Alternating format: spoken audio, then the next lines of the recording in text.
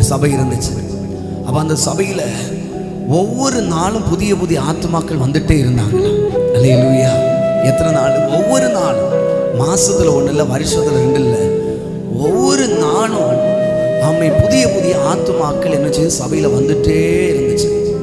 அவன் வந்துட்டு இருந்தப்போ அந்த ஊழியக்காரர் தேவ சமூகத்தில் ஜெபம் பண்றப்ப கேட்டார், ஆண்டவரே, அந்த அளவுக்கெல்லாம் நான் ஊழியம் செய்யலை, அந்த அளவுக்கெல்லாம் நான் ஜெபிக்கல, ஆனால் என் சபையில் ஒவ்வொரு நாளும் புதிய புதிய ஆத்துமாக்களை வந்து வர்றதை நான் கண்டுட்டே இருக்கிறேனே, பார்க்கிறேனே, நிற்கிறார்களே, நிலைத்திருக்கிறார்கள், கனி கொடுக்கிறார்களே, இதெல்லாம் எப்படின்னு சொல்லி ஒவ்வொரு நாளும் ஜெபித்த வேளையில் ஒரு பதிலும் கிடைக்கல.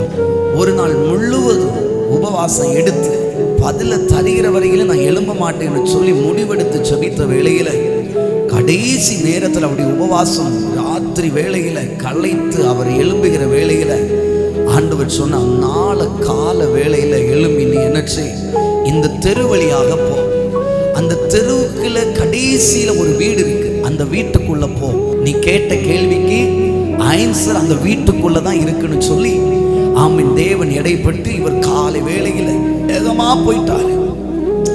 ஒவ்வொரு வீடுகளை தாண்டி தாண்டி போகும் கேட்கிற, ஆண்டவர் இந்த வீடா, இந்த வீடா, இந்த வீடா, இந்த வீடா.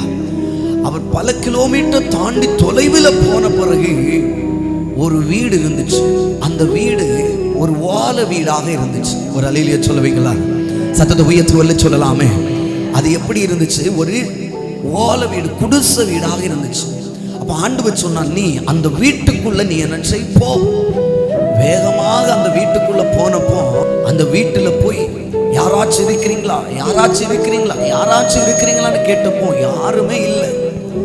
அவர் அந்த அறைக்குள்ள போனதும் அந்த அறை முழுவதும் ஒரு கயிற்றுனால நிறைய பேப்பர் எல்லாம் கெட்டி என்ன செய்திருக்கு, தொங்க விட்டு இருக்கு. ஒரு அல்லேலூயா சொல்லுவீங்களா?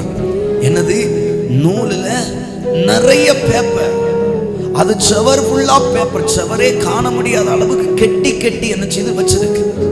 வச்சதப்போ இவர் ஒண்ணுன்னா எடுத்து என்ன செய்தாரு பார்த்தார். ஒரு அல்லேலூயா சொல்லுவீங்களா?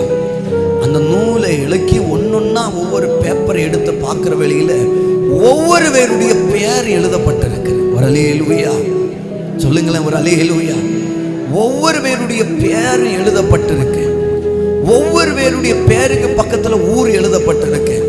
ஒவ்வொரு பேருடைய பேருக்கு பக்கத்துல அந்த வீட்டுல எத்தனை பேர்னு சொல்லி எழுதப்பட்டிருக்கு. இவர் வாசிச்சு கொண்டிருந்தப்போ ஓடி அந்த வீட்டுக்குள்ள ஒரு ரொம்ப வயதான ஒரு தாயார் ஓடி வந்து என்ன செய்தா, ஐயா நீங்க வந்துட்டீங்களா, பாஸ்டர் நீங்க வந்துட்டீங்களான்னு சொன்னப்போ அந்த தாயாருக்கு ரொம்ப சந்தோஷம்.